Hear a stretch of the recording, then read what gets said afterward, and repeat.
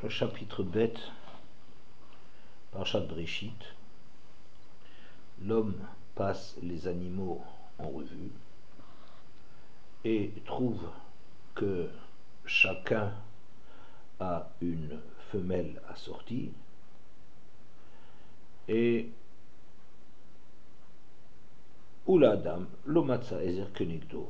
Mais pour lui-même, pour l'homme, il n'a pas trouvé une Ezer Kenegdo, une aide face à lui. Très difficile, c'est pas ce qu'il est en train de chercher. Il est en train de chercher une femme. Pourquoi l'appeler Ezer Kenegdo? Si ce qu'il voit dans les animaux, c'est-à-dire que chacun est assorti, que les couples sont assortis, Kol Mashe Barakaj Bolamo, Zachar ou Nekeva, tout ce qu'Hachem a créé dans le monde, déclare la Gemara, sous la forme de mâle et femelle, et l'homme, donc ce qu'il cherche, c'est sa conjointe, sa partenaire, son conjoint, sa partenaire. Pourquoi l'appeler Ezer Kenegdo? D'ailleurs, l'expérience montre bien que quand on est en train de chercher une femme, on cherche quelqu'un qui nous plaise, par des caractéristiques physiques, par son intelligence, par son esprit, par sa gentillesse, peu importe, peut-être plusieurs de ses caractéristiques. C'est une femme, ça maintenant qu'on cherche, on ne cherche pas Ezer Kenegdo. Alors pourquoi? Alors que dans les animaux, il les voit assortis, pourquoi pour lui-même il va se chercher à Ezer Kenegdo? D'où ça sort cette idée d'avoir besoin d'Ezer Kenegdo? On pourrait dire peut-être que ce terme est la reprise de ce qui est écrit en début de ce paragraphe, Yomer Hashem Elokim Loto Veyot Adam Levado, et c'est Lo Ezer Kenegdo. Dans ce Perek Bet, le pasuk Yutret nous dit, Hashem Elokim déclara, il n'est pas bon pour l'homme qu'il soit seul, je vais lui faire un Ezer Kenegdo. Alors peut-être c'est ça le Ezer Kenegdo que l'homme ne trouve pas quand il voit les animaux. Parce que très bizarrement, cette Meimra, ces paroles de la Torah sont écrites très bizarrement. D'abord, Hachem Elohim déclare, c'est pas bon que l'homme y soit seul. Je vais lui faire une aide face à lui. Pourquoi est-ce que dans le premier chapitre, où on décrit qu'Hachem va créer B'Tselem Elohim Zachar Nekeva, pourquoi déjà là-bas, il n'a pas tout de suite fait une Ezer Kenegdo? Qu'est-ce qu'il y a comme volte-face, ou qu'est-ce qu'il y a comme, dans un deuxième temps, il fait autre chose que ce qu'il a fait, ce qu'il a décidé de faire au début? On ne comprend pas de quoi il s'agit. Ensuite, qu'est-ce qui est marqué après ce pasouk, donc dans le Perek Bet, après ce pasouk Yutret? Donc Hachem Elohim a formé à partir de la terre tous les animaux, et ensuite il les amène à l'homme pour voir qu'est-ce que l'homme les amène à l'homme, et l'homme doit définir chacun de ces animaux et donc donner la définition de ces animaux par le nom qui correspond à leur mahout, à leur essence, et donc il leur donne ces noms, et finalement pour lui-même il n'a pas trouvé un Ezer Kenegdo. Notre verset de départ, c'est le verset Kaf dans le Perek Bet. Mais pourquoi est-ce qu'on aurait besoin de reprendre le projet d'Hachem qui s'appelle Ezer Kenegdo au niveau de l'homme, qui lui-même n'a pas conscience qu'il lui manque un Ezer Kenegdo? Simplement, il cherche une femme. D'ailleurs, je ne comprends pas, si on se sent seul, on n'a pas besoin de voir que les animaux sont accouplés pour se dire, tiens, qu'est-ce qui me correspond à moi? Peut-être que les animaux sont accouplés et moi, c'est pas mon destin. Ou bien, au contraire, je n'ai pas besoin des animaux pour savoir que je me sens seul. Je suis seul au monde, je suis triste, je suis désemparé d'être seul, et donc je cherche une femme. On n'a pas besoin de passer par la phase des animaux. Qu'est-ce que cette phase des animaux? les noms qu'il va donner aux animaux. À la rigueur, ce serait peut-être de voir que les animaux sont tous accouplés. Eh bien moi, il me manque mon partenaire à moi fait défaut. C'est très difficile à comprendre. Alors, peut-être pour avancer dans cette compréhension donc de ce Ezer Kenegdo qui fait défaut à l'homme, peut-être on pourrait partir d'un Ramban. Le Ramban, dans le Perek Aleph, le Pasuk Kavav, déclare la chose suivante. Ki haïta bria mitrila mizachar nekeva v'nishmato kulula bahem. La création, au départ, elle parle d'un zachar et nekeva et qui ont une shama commune. C'est très difficile toujours à traduire le Ramban. De le traduire, parce que même le comprendre, c'est loin d'être facile. Aval yutsira haïta yutsira la adam ou binyan selem l'isha kacher saper besof. Mais quand on passe à la yutsira, la formation du couple, celle-là, il se passe en deux temps. Il y a une yutsira pour l'homme, c'est l'homme, yitser, chez Mokibeta Adam, et ensuite, on tire la femme à partir de l'homme. Et comme ça viendra dans le deuxième chapitre. De quoi parle le Ramban? Le Ramban fait allusion à un premier pasouk qui se trouve dans le Perek Aleph, le pasouk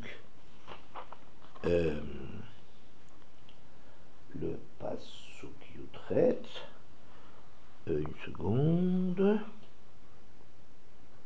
non, c'est pas celui-là, dans le pasouk Kavav, pasouk Kavav, c'est justement le pasouk Kavav sur lequel s'exprime le Ramban. Alors le pasouk Kavav déclare la chose suivante. Vaïvra Elokim et Adam betsalmo betselem Elokim baraoto zachar nekeva baraotam. Elokim a créé l'homme à son image, à l'image d'Elokim il l'a créé, mâle et femelle il les a créés. Alors on voit ici qu'il y a au départ Akadosh Baruch Hu a créé l'homme mâle ou femelle. Le Ramban dit là-dessus que ça c'est au niveau de la neshama, qu'il y a une neshama commune ou la même neshama divisée, ça, je ne sais pas. Et chez nous, c'est-à-dire dans le Perek Bet, Vayomer Hashem Elokim Lotov et Adam Levado, Hashem Elokim déclare il n'est pas bon pour l'homme d'être seul, et c'est le Ezer Kenegdo. Il faut lui faire un Ezer Kenegdo. Et ce Ezer Kenegdo qui va être fait, ça veut dire celui-là qu'on va parler au niveau de la Yetzira, c'est marqué un peu plus haut, que Vayitzer, vous avez Shevana, vous avez Vaneden, Vayikar Hashem Elokim et Adam Vayanecheu Began Eden Lovda ou Shamra.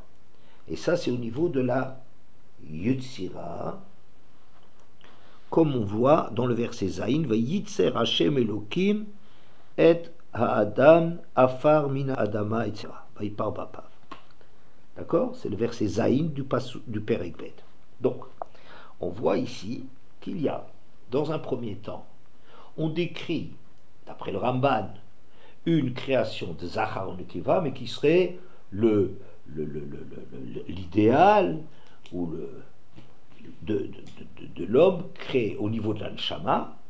Mais quand on passe à la Yetzira, à la création, à la formation plutôt, Yatser, c'est donner une tsura, alors là-dedans, on va passer, non pas qu'ils sont créés ensemble, mais d'abord l'homme est créé, puis la femme va être tirée de l'homme. Bien. Alors, donc le Ramban, idée très intéressante de dire que les deux récits de la création, car il y a un premier récit dans le Perek Aleph, celui du Pasuk Lamed Vav, celui du Pasuk Lamed Vav, où Hachem Vaïvra, etc., Vaivra Elohim et Adam Betsalmo Betselem Elohim bara oto zacha ou nekeva bara otam. Il y a une première création qui s'appelle Vaivra Elohim. Puis, dans le Perek Bet, il y a la Yutsira, dont on parle dans le Perek Zayin, Vayitzer Adam, etc., Farmina Adama, que Hachem va former l'homme à partir de la terre, lui insuffler Nishmat Chaim, et à cet homme-là dont il s'agit maintenant, dans cet homme créé, Hachem déclare L'Otov et Ot Adam Levado et c'est le Ezer Kenegdo. Donc, un premier récit sur le plan de la Vaivra, de la Bria, Yesh Me'ain, et le deuxième, qui c'est Yutsira, c'est la formation, donner une forme, Tsura. Alors, le fait de raconter cela en deux étapes, c'est-à-dire, premier Pérec parle de la Bria, création, ex nihilo, deuxième Pérec, Yutsira, la formation, qui parle différemment de la création de l'homme, que le Ramban dit oui, parce que l'un il parle de l'anshama et l'autre parle de la réalité sur le terrain, nous renvoie certainement à ce fameux midrash que tout le monde connaît de Breshit bara Elokim et Hashamayim et Haaretz et les Todot Hashamayim Haaretz Beibaram Biom Asot Hashem Elokim Eretz Shamayim. C'est-à-dire que il y a cette même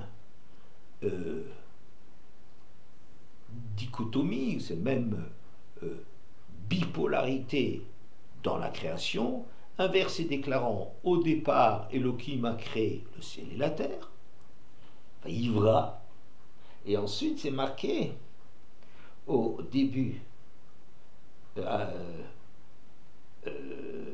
du Perek Bet, c'est voici l'histoire Shamayim Varetz Behi-Baram, voici l'histoire lors de la création. Beyom Asot Hashem Elokim, le jour où Hashem Elokim a fait l'homme. Or, qu'est-ce qu'on voit?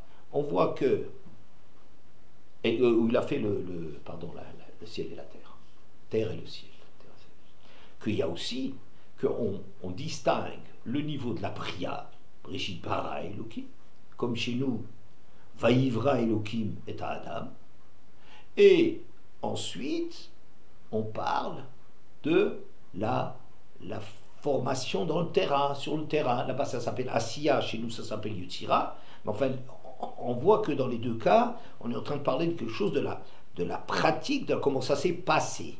Donc il y aura deux niveaux, un niveau qui s'appelle Bria, et celle-ci elle est rattachée à Elokim, Breshit bara Elokim, de la même façon qu'ici quand Hachem crée l'homme à son image, ce Hachem il s'appelle Elokim, Betselem Elokim, oui.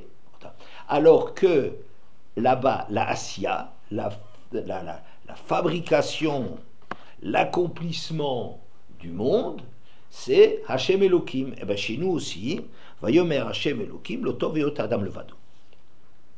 Alors, cette même création en deux temps, ou première phase de création ex nihilo, qui serait attribuée à Elokim, et une deuxième qui serait la mise en pratique de la chose, comment la chose s'est effectivement déroulée. Alors, dans le déroulement effectif, il y a une intervention de Hachem Elokim. Bien. Alors, ça me renvoie à de très lointains souvenirs dans le croyant solitaire de Rav Yosef Dov Soloveitchik. Il parle de ces deux récits de la création qui sont effectivement très très troublants. Comment se fait-il que dans deux chapitres qui se suivent, on raconte une histoire différente? Alors Rashi semble dire que au départ on présente le déroulement dans les grandes lignes, et puis ensuite on le reprend dans le deuxième chapitre dans le descriptif de la chose, comme si on est en train de reprendre ce qu'on a dit d'une façon liminaire, dans un style télégraphique. Bon. Mais Rav Soloveitchik souligne qu'il y a des différences entre les deux récit, il y a 4 différences. Alors il dit Elohim, dans le, la Bria, rattaché au terme des Elohim, alors que le deuxième récit, c'est Hachem Elohim. C'est-à-dire la première, c'est une histoire de din, de principe, de loi, d'idéal, du monde d'idées. Et la deuxième, Hachem Elohim, c'est une association entre Hachem Elohim, Midat Hadin, une exigence par rapport à l'homme, et Midat Harachamim, et une pitié pour lui. D'accord? Voilà. Hachem Elohim. Ça, c'est les noms d'Hachem. Ensuite, que la première, le récit de la femme, je ne sais pas, je ne connais pas l'ordre dans lequel il les a cités, je ne m'en souviens plus, que dans le premier récit, on semble parler d'une création en même temps de Zacharon Keva. Comme si l'homme et la femme sont créés ensemble. Comme si c'est un couple, une association du côté masculin et féminin pour former le couple. Sur le même plan. Le deuxième récit, ben non, c'est pas comme ça. Dans le deuxième récit, il y aurait d'abord, comme dit le Ramban, la création de l'homme, et ensuite, à partir de l'homme, il va y avoir un autre couple, un autre récit du couple. La troisième différence, c'est que dans la première création, on va créer, lorsqu'on s'intéresse, on met le focus sur le fait de Elohim crée l'homme tout de suite, c'est directement sans nous décrire la façon dont la chose se déroule. Alors que quand on passe au deuxième chapitre, alors ce deuxième chapitre rentre dans le détail que l'homme a été pris à partir de la glaise et qu'Hachem a insufflé un souffle de vie à ça, et c'est ça ce qui a donné l'être humain. On parle de l'homme qui a été fait à partir de la matière et qui est une association de la matière et de l'esprit. Peu importe. La quatrième différence, je ne me souviens pas de celle de Rav Soloveitchik, probablement ça doit être celle dont nous parle ici le Ramban, c'est que dans la première on parle d'une bria. Bria, c'est création ex nihilo, yesh me'ayin, et la deuxième création, c'est plus de la création, c'est Yutira, c'est une phase de la formation. Après la création, il y a la formation. Comment ça va se dérouler? Le Rav Soloveitchik, autant qu'il m'en souvienne, disait que pourquoi il y a deux récits, c'est pour parler à deux niveaux, ou deux horizons de l'homme. L'un qui serait l'homme dans sa sociabilité, en général, et puis le deuxième récit serait l'homme dans l'homme religieux. Bon, ça, je ne suis pas très convaincu que pour parler qu'il est tellement intéressant de parler de l'homme dans sa sociabilité, et puis ensuite l'homme dans sa religion, et qu'il y a une véritable des récits différents pour cela, avec des différences qui sont en vérité très marquées pour nous parler de cela. Qu'est-ce que ça vaut la peine de s'allonger là-dessus? Il me semble plutôt que le premier récit serait la création des nations, de l'homme en général, le goy. La deuxième, Israël. Et pourquoi je pense là? Ça, c'est quelque chose ça, c'est des vraies créatures différentes. Parce que on remarque que se mesurer à l'idée, à l'idéal, qui est le cas de Breshit bara Elohim. Vous voyez, Betzelem Elohim bara et Adam, que l'homme a été créé à l'image d'Hachem, au niveau de la prière, le projet. Le projet, c'est se mesurer à l'idée ou à l'idéal de l'homme.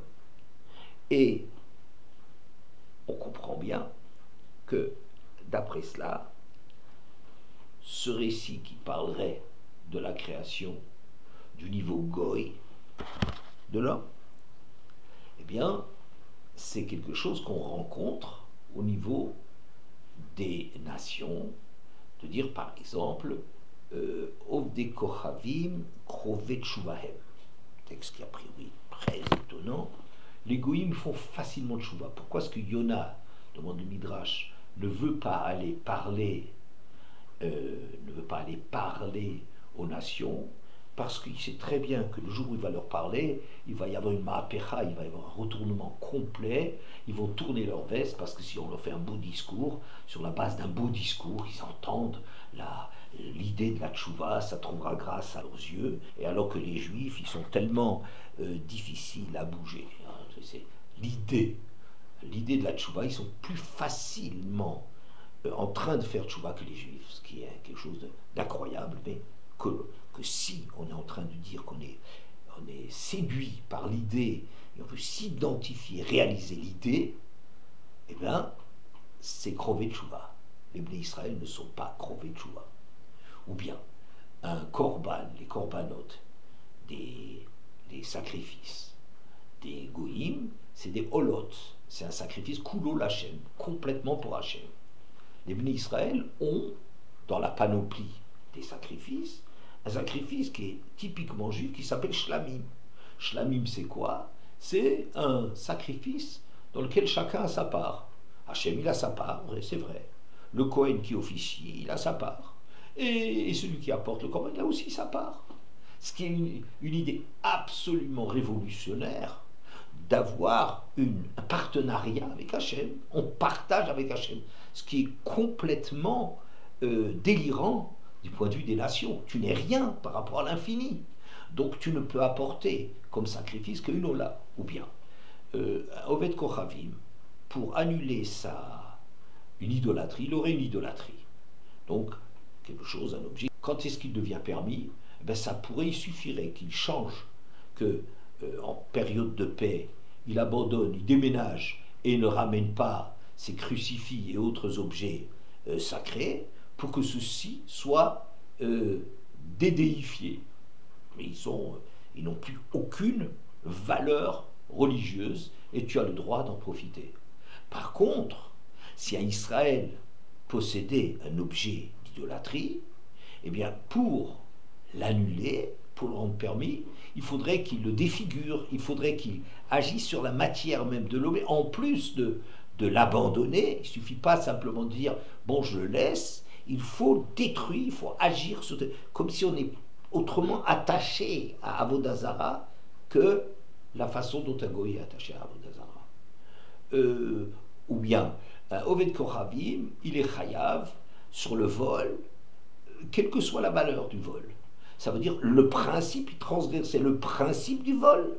Voler un œuf, c'est voler un bœuf. C'est pas une question de valeur de la chose, c'est le principe de voler et quelque chose qui est complètement interdit aux non-juifs. C'est pas que pour les juifs c'est permis, mais pour les juifs, pour être chayav, pour être coupable dessus, il faudrait au moins que l'objet représente une certaine valeur. Donc c'est pas l'idée du vol, mais l'objet même, le produit du vol, la mamachou du vol, la traduction du vol, n'est pas simplement une idée de voler, mais un objet avec lequel on est, etc., etc. Il y a énormément de textes qui vont dans ce sens, dans lequel tous vont dans le sens que le non-juif, lui, est fasciné par l'idée, il se mesure à l'idée, c'est le Tselem Elohim, le Vaïvra, c'est le projet, il se mesure au projet. Israël, c'est jamais comme ça. C'est toujours il est partagé, il est double si on veut. D'un côté, il a du souffle divin, il a du spirituel, mais en même temps, il est à partir de la matière. C'est un rapport beaucoup plus complexe aux choses. On peut aussi, pour corroborer mon idée que le premier récit décrit la création de l'être qui s'appelle l'homme en général, et le deuxième, le juif en particulier, il y aurait, par exemple, le fait que dans le mariage pour un non-juif, alors on a l'impression, quand on voit les textes, quand quand on entend les Chachamim parler du mariage juif, c'est d'une complexité absolument folle et d'une rigueur, d'un déséquilibre entre l'homme et la femme qui est absolument incroyable, parce que qui peut donner le divorce? Ça ne peut être que l'homme, parce que l'homme il a récupéré la femme, c'est une partie de lui, et maintenant ça ne peut être que lui qui la libère. Tiens, de quoi est-ce qu'on parle? Mais on parle du deuxième récit de la création, où lequel la femme est tirée à partir de l'homme. Par voie de conséquence, ça ne peut être que l'homme qui épouse la femme. La femme est d'accord de se laisser épouser, mais elle n'agit pas, c'est pas elle qui épouse l'homme. En français, on va dire, ils s'épousent, quoi, l'un épouse l'autre. Et effectivement, alors que les lois considérant le mariage et le divorce sont extrêmement exigeantes et difficiles à admettre, eh bien, on a l'impression qu'on est à la recherche d'un formalisme absolument extrême. Quand on est en train de passer au mariage des non-juifs, parce qu'il faut bien parler, étant donné que dans les 7000 lois noachiques qui sont données à toute l'humanité, une de ces lois, une de ces interdictions, c'est l'adultère. Oui, Arayot. Alors, il faut bien savoir quand est-ce qu'une femme est mariée. Alors quand est-ce qu'elle est mariée? Eh bien, être marié, c'est quoi? C'est un homme et une femme qui décident de vivre ensemble et qui commencent leur vie conjugale. Vehiboulat Baal. Par rapport à Avimelech, eh bien, il faut qu'il relâche Sarah parce qu'elle est Boulat Baal. Elle vit conjugalement avec son mari. Et c'est ça qui est le fait de vouloir vivre ensemble et d'entamer sa vie conjugale. C'est ça qui crée le mariage. Il n'y a pas de curé, il n'y a pas de mairie, il n'y a pas le moindre formalisme là-dedans. L'union libre, c'est exactement une très bonne traduction. Ça veut dire vivre ensemble pour vivre ensemble et le faire. C'est ça le mariage. Et quant au divorce, aussi, le divorce dont parle le Rambam dans Ilchot Melachim, Perek Halacha Chet. Alors le divorce c'est quoi? Je cite: Ume'ematai tiye eshet chavero ki grusha shelanu. Et à partir de quand va-t-on considérer chez les non-juifs que la femme de quelqu'un est considérée comme la divorcée de chez nous? Donc il y a la divorcée de chez nous, avec toute cette difficulté où l'homme il fait tout le, etc. Et la femme divorcée chez le non-juif, pour qu'on puisse dire il n'y a plus maintenant d'adultère parce qu'elle est sortie du cadre de son mariage. Mi beito vishalchena le atzma. Dès lors que l'homme la sort de chez lui et qu'il la renvoie pour elle-même, o mishetetzehi mitachat reshuto vetelechla, ou qu'elle sort de son mari et elle le plante là, elle met fin à cette vie conjugale. Il n'y a rien d'aussi facile, sans formalité, que le fait d'être marié ou divorcé. Quand est-ce que les mariés? Quand ils commencent à vivre ensemble pour vivre ensemble. Et quand est-ce qu'ils sont divorcés? Quand l'un ou l'autre décide de mettre fin à cette vie conjugale commune. Il n'y aurait d'adultère que pendant une période où on vit et on continue à vivre avec quelqu'un, mais qu'on le trompe.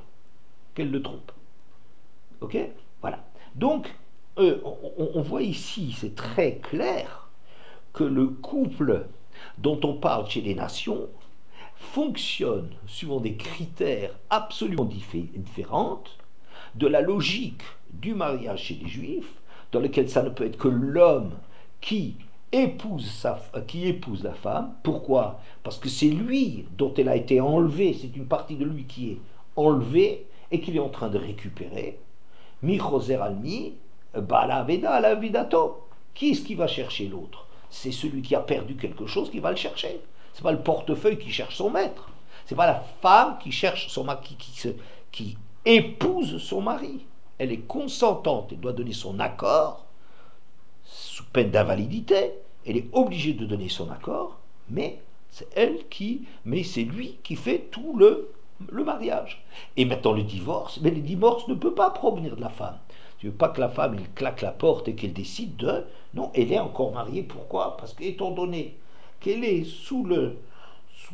pas sous la coupe, qu'elle est une partie récupérée par l'homme, ben, elle ne peut pas se détacher, la côte ne se détache pas de celui de l'homme. Bon, pour ces différentes raisons, je pense, et encore d'autres, je pense que les deux récits de la création sont à attribuer. Le premier à la formation d'un homme, d'un couple, du mode de fonctionnement du non-juif, et le deuxième serait celui de la Yetzira. Et donc, avec aussi un nom qui est différent, un nom de Elohim, qui est le Dieu dont émanerait le couple et l'homme et le couple non juif, sur la base d'une collaboration créée ensemble. Et donc c'est pas exactement le langage du Ramban là-dessus, mais en s'alignant sur l'idée de Rav Soloveitchik. Et le deuxième récit, ça serait Hachem Elohim. Donc, j'aurais dit que le premier récit, le couple non juif, c'est un couple qui est tourné sur l'idéal, sur l'idée. N'est pas pris l'homme n'est pas décrit dans son appartenance à la terre, mais ça fait de se mesurer la grandeur. Chorma bagoim ta'amin, mesure-toi à la vérité, mesure-toi à l'idéal. C'est ça la grandeur du non-juif, qui est une très grande dimension chez le non-juif. Il se mesure à cela. Et c'est ça sa logique. Alors que le deuxième récit, c'est un récit qui est Hachem Elohim. Qu'est-ce que ça veut dire Hachem Elohim? C'est-à-dire qu'il y a une conjonction où intervient et le Hachem, la Midat HaRachamim, le côté de compassion, de pitié, de proximité, et Midat Hadin, Elohim. C'est pas que l'idée et l'exigence de Elohim, mais aussi le côté compassion. Je dirais donc qu'un homme recherche le partenaire sur le modèle de ce qu'il est, étant donné que il est formé d'une part d'exigence et d'une part de compassion par Hachem Elohim. Je dirais que le Ezer Kenegdo qu'Hachem veut faire, quand Hachem veut faire un homme, quand Hachem a le projet, c'est parce que j'ai demandé à certains moments, mais pourquoi est-ce qu'Hachem n'a pas dès le départ fabriqué le Ezer Kenegdo? Mais non, mais parce que Hachem a installé une certaine dimension d'homme qui s'appelle l'homme de la Bria, fait par Elohim, et maintenant il vient réaliser dans la Yetzira, il met en place un autre style d'homme que j'appelle le juif, qui est sur le modèle de Hachem Elohim qui le fabrique. Donc Hachem Elohim, c'est ce qu'on retrouve dans le Ezer Kenegdo. D'une part, un Ezer, c'est-à-dire que la femme, elle est là pour aider l'homme, et d'autre part, qu'elle est Kenegdo, elle est menagdato, elle est capable de s'opposer à lui. Et donc, quand bien même l'homme cherche quelque chose qu'il pense lui convenir, qui va lui plaire, qui juge bon pour lui, Mais en vérité, ce qu'il est en train de poursuivre, c'est une recherche de ce qu'il est, ça veut dire fondamentalement d'une conjonction de Ramim et du Din. Il est sur le modèle, cet homme créé par Hachem Elohim, contient en lui-même cette double exigence. Il a besoin de justice, il a besoin de principes, il a besoin d'une loi, il a besoin d'être encadré, et par ailleurs, il a un besoin d'affection, de avavira, peu importe comment on les appelle, et c'est ce qu'il va rechercher dans son couple. Alors, on va dire, mais alors comment se fait-il que dans la réalité, comment se fait-il que dans la réalité, on n'a pas l'impression, quand on cherche une femme, d'avoir quelqu'un qui serait d'un côté une compagne et d'autre part une opposante, quelqu'un qui remet l'homme à sa place ou qui apprend à l'homme quelle est sa place. Comment se fait-il qu'on n'est pas sur ce modèle-là alors que c'est marqué où la dame l'omassa ezer kenegdo? Et pour l'homme, il n'a pas trouvé ezer kenegdo. Je dirais que l'homme est encore sur le modèle avant le mariage, avant de s'être mesuré à la réalité, avant de s'être mesuré à la réalité de ce qu'il est à travers le mariage, qui le renvoie, qui le met sur terre, avant qu'il soit ramené sur terre, il est encore l'Otov et Yota Adam Levado, c'est encore un Adam Levado. Un jeune homme, c'est un levado. Qu'est-ce que ça veut dire levado? Quelqu'un qui a l'impression que le monde tourne autour de lui. C'est le premier modèle, c'est-à-dire au départ, la première dimension, celle de la bria, un homme a l'impression, avant le mariage, on est quelque part un peu pris dans les mêmes fantasmes ou dans les mêmes aspirations de non-juifs, d'humains. Et c'est ça, ce qui est l'Otov et Otadam Levado, c'est de ça qu'il doit sortir, mais c'est de là qu'il vient. Donc le Bahour qui n'est pas encore formé par le mariage, par la réalité, le contact avec le dur contact avec la réalité, et c'est encore un homme qui est en train de chercher une idée. Mais en vérité, ce qu'il est en train de chercher comme idée, c'est quelque chose qui doit l'amener à trouver l'être qui est Ezer Kenegdo. Parce que le projet, c'est qu'il trouve un Ezer Kenegdo. Et pourquoi il trouve un Ezer Kenegdo? Parce qu'au fond, c'est de ça qu'il a besoin. Et pourquoi il a besoin de cela? Parce qu'il est sur le modèle de Hachem Elohim, où il y a du Elohim et du Hachem. Et la femme, elle s'inscrit là-dedans comme étant à la fois un partenaire la plus proche de lui et capable aussi de Im Zahou Shrina Benem, le Zahou Eshochlatan. Elle est capable de, si l'homme ne répond pas à ça, ne joue pas son rôle, eh bien, il y aura le feu entre les deux. Il y aura le feu entre les deux. Et maintenant, pourquoi est-ce que on est passé pour cela par les animaux? C'est-à-dire, lorsqu'Hachem avait ce projet, l'Otov et Otadam Levado, alors pourquoi a-t-il demandé, avant de créer la femme, il a fait passer en revue l'homme qui devait définir les différents couples? Peut-être que c'est pas pour lui faire sentir qu'il est tout seul, parce que sentir qu'on est tout seul, il aurait pu le sentir, quoi. Il n'a pas vu les animaux, et alors tu peux te sentir tout seul. Ou bien même s'il avait vu les animaux, ça n'aurait pas Ezer Kenegdo. Mais pour lui faire percevoir la différence qu'il y a entre la recherche d'un compagnon chez l'animal et ce que lui-même désire. C'est pas qu'il a cherché, comme il y a un lion qui cherche une lionne, ou un cerf et cherche une biche, ou un coq qui cherche une poule. C'est pas.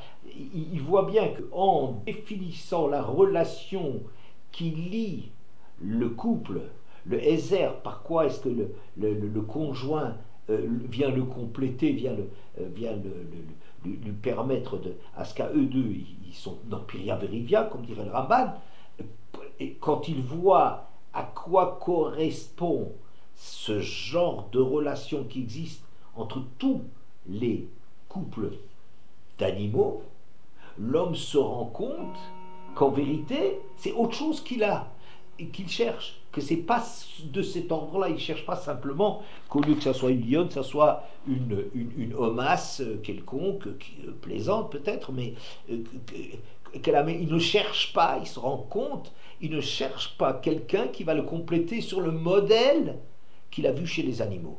C'est là qu'il sent un manque et qui dit que dans la Bria, il n'y a pas quelque chose qui correspond à lui. Non pas parce qu'il ne l'a pas trouvé, mais parce que ça n'existe pas, parce qu'il faut créer quelque chose de tout à fait un autre ordre qui répond à autre chose. Sauf que l'homme ne sait encore pas qu'est-ce qu'il est en train de chercher, parce que c'est encore un homme qui n'a pas encore l'expérience du terrain, il n'a pas encore l'expérience, il n'a pas encore vécu quelque chose pour savoir de quoi il lui faut vraiment. Alors bien qu'en vérité, il se rend compte que c'est tout à fait autre chose qu'il lui faut, mais il cherche d'après ses idées. Mais fondamentalement, c'est ça qu'un homme il cherche quand il se marie, il cherche la femme de la Yetzira d'Hachem Elohim.